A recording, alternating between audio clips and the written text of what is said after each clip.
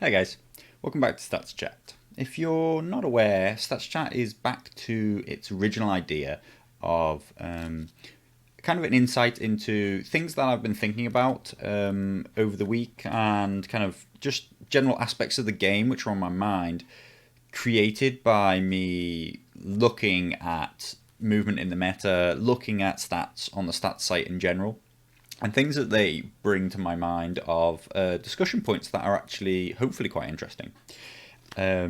It's back to this kind of format because we have our Commander Spotlight series now, and also we have our live discussions between me and Mickey called the Tourney Ground, where we'll be talking very specifically about meta lists or things that we've seen in terms of tournament results.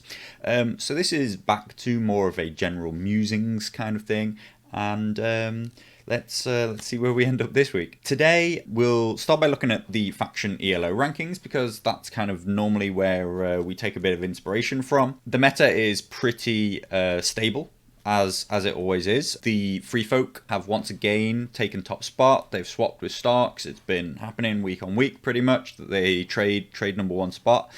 They're back up at 84.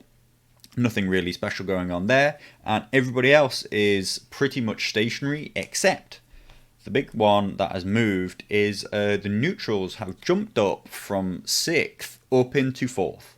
They've had a pretty solid week, and they've gained themselves quite a few points. So that kind of got me thinking about the neutrals in general, because obviously they're a very unique faction in the game, and there is definitely some perception problems there, or at least there is a lot of people who discuss about how neutrals need to be fixed, or how they should be fixed, or what is wrong with them.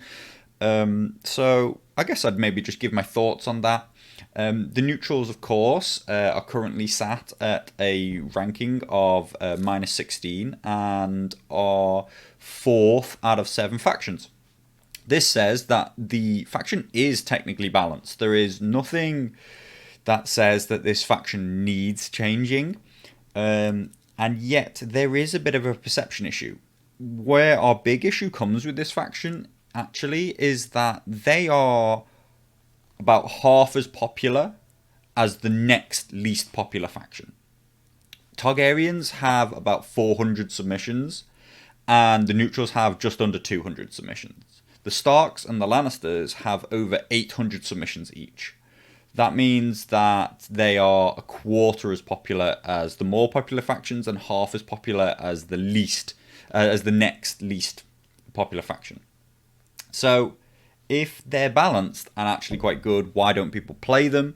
And that, like I say, seems to be because they have something of a perception problem, particularly since the Flayed Men change in 1.5.1, 1.5, I forget, probably in 1.5. They have not really. A lot of people have said that neutrals have nothing going for them. Yet they managed to achieve a win rate of 47%. So they can win easily. Just recently, they've managed to jump up because in the past week, they've won 54% of their games.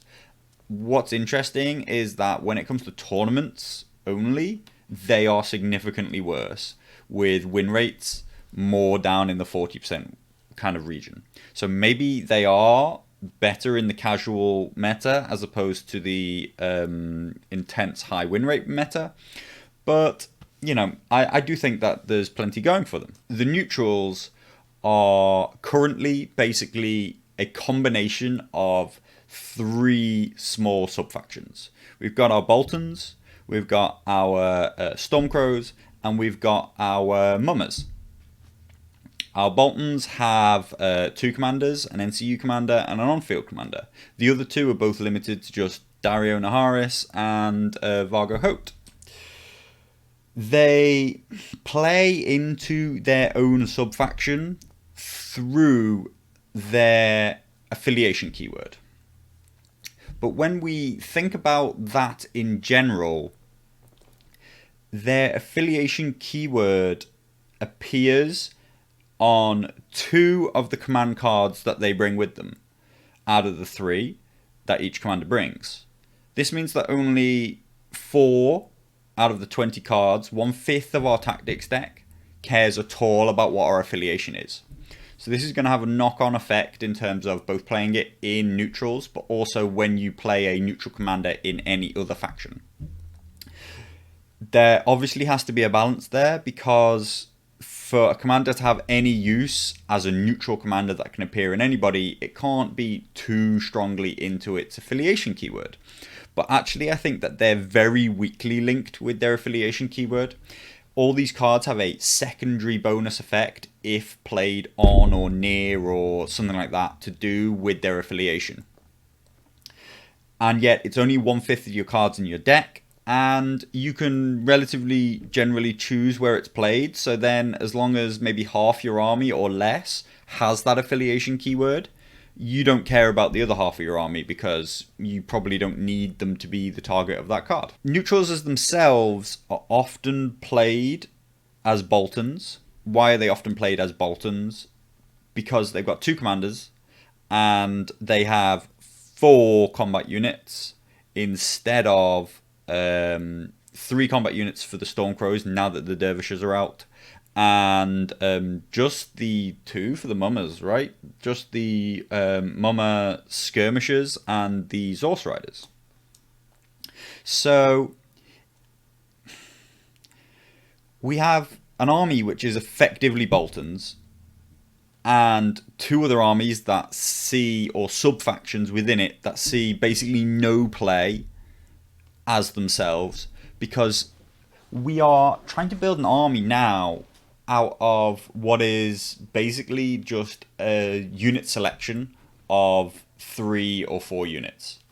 And not only that, but here's our key issue with the neutrals.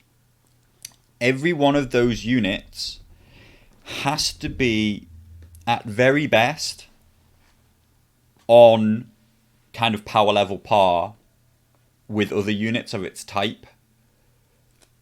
Otherwise, it will suddenly become spammed inside of every other army. That's what we saw with the Flayed Men originally, when they were considered the most powerful cavalry. They were chosen over Knights of Casterly Rock. They were chosen over Tully Cavaliers because they were better options for other people to play. Now they had to get toned down so that we see Knights of Casterly Rock, we see Tully Cavaliers, we see other variety in other armies. But then that means that the neutrals themselves can never have a unit which is above kind of acceptable power level. They can never have a standout unit. Otherwise, it just appears in everybody else's army. The only thing we're allowed to really play around is strengthening it with its affiliation keyword. And I think that that has scope to be good, but right now is not used anywhere near enough. It is not powerful enough an interaction to make those units worthwhile. Let's have a little look at this tactics deck, because it is strong, and if you haven't looked at it, then you might just be looking at the neutrals and thinking, well, they're terrible, why would I ever pick them? But let's start with Bribery. Bribery is, in my opinion, probably the best card in the entire game. So that's why we'll actually talk about it. When you claim the Moneybag zone of the tactics board, you can replace its zone effect with, now this for a start is going to be something of a theme to the neutrals in general, which is you have a choose one of 2 effects, or you can play it off one of multiple triggers, or something along those lines. The deck generally is very, very adaptable to the situation. So that is a strength in itself, but it has 1 of 2 effects. One enemy unit becomes weakened and loses all abilities this round. That's basically Walder in a card. Pretty strong. The thing I actually like even more, though, is 1 enemy NCU loses all abilities and may not activate if it has not already done so this round. I think that that activation advantage is a huge play. Huge, huge, huge. If you take most games, which are going to be your 3 NCU versus 2 NCU kind of matchup, to take away not only the ability to have effects, but to activate at all for an NCU, basically is activation advantage for the round. And I think that makes it an incredibly powerful card. Nearly all of the cases of you stopping your opponent from being able to activate require you to sacrifice one of your own activations. So to just gain a bonus activation over your opponent for the round in that way, I think shouldn't be understated at all, and I think is the best card in the game. But moving on, because there's a whole deck to get here, and we won't talk about them all in such detail. Cunning Scheme. Start of a friendly turn for its trigger. Surprise Strategy. Start of any turn. Not bad. Wealth and Cunning. When a friendly unit attacks or is attacked. Worth the Reward. When a friendly unit would fail a panic test. Spoils of War. When an enemy unit is destroyed. And finally, Adaptive Methods. Anytime. There we go.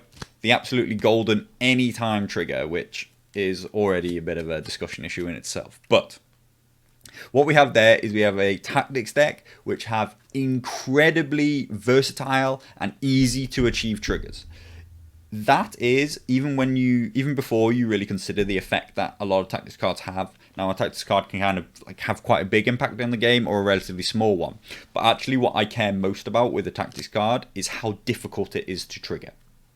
If you're going to be difficult to trigger, you have to have a huge, huge impact on the game. And what the neutral tactics cards bring is effectively the easiest triggers there are. You have the most versatility in terms of when it can be played, and the situation you have to set up to be able to achieve it is one of the easiest. So that is, bang, you could say, technically the best tactics deck just off the back of that. One of the hardest cards to trigger for them would be Spoils of War, which is when an enemy unit is destroyed. This card effectively replaces the card that most other tactics decks, factional tactics decks, have, which is when a friendly unit is destroyed. Even this trigger is favorable over the other factional cards, because this is a trigger that we control. We control the timing of when we destroy an opponent's unit, whereas when we're looking at a tactics card which is played in response to a friendly unit dying, we have to hope that our opponent will destroy a unit when it is useful to us. If we're talking about 40 points, I think we should be talking about 10 points of neutrals, not 20 points of neutrals inside other armies. You gotta think about the knock-on effects. Lots of people will propose solutions without actually having any kind of thought about what it really does to the game in general. What does only having 25% of neutrals do to other people? It makes the free folk actually stronger. Objectively, they already don't use neutrals, so as long as everybody else is technically getting worse, they are getting better. And that is a bit of an issue because they are already recorded to be the strongest faction. What else? What's important, the reason why I think that it is the answer though, is that currently I think that the neutral limit inside of the armies is effectively a non-issue in terms of list building. You will very rarely find yourself kind of making decisions about what neutrals you want versus what ones you don't want because you're going to go over this limit. Whereas everything else in the game about the list building, what I like most about it is every decision is hard. Every point that you spend is hard, and choices are difficult, and that optimization is a very difficult process. But this one is a non-thing. Whereas if it were at 10 points, you would be making hard choices. So that is, for me, a relatively simple solution. But I think that what already exists in the game is a solution in itself, which is I think that the affiliation keyword should be strengthened and should have more for the neutrals specifically, but more for everybody. I would like to see units and their affiliation having more impact on the game. Don't forget to keep submitting your results, keep coming back to the site to find out about new tournaments that are popping up on the site all over the place. There's a bit of a big discussion going on about a tournament which originally has a very big prize pool and originally had a fee and now has no entry fee. So if you want to get involved in a tournament that still has some spots left, you're gonna have to be quick. But they are now offering no entry fee and a big prize pool, so that will probably end up being quite competitive. I hope that people manage to keep it keep it from not becoming a little bit too competitive. But those guys are gold on dice, gold on games. I'll have to check what its real name is. Yeah, Gold on Dice Events. There we go. First of his name, which is technically being run physically out of Malta, but because they have such a small community, they are opened up to also be able to play games through TTS.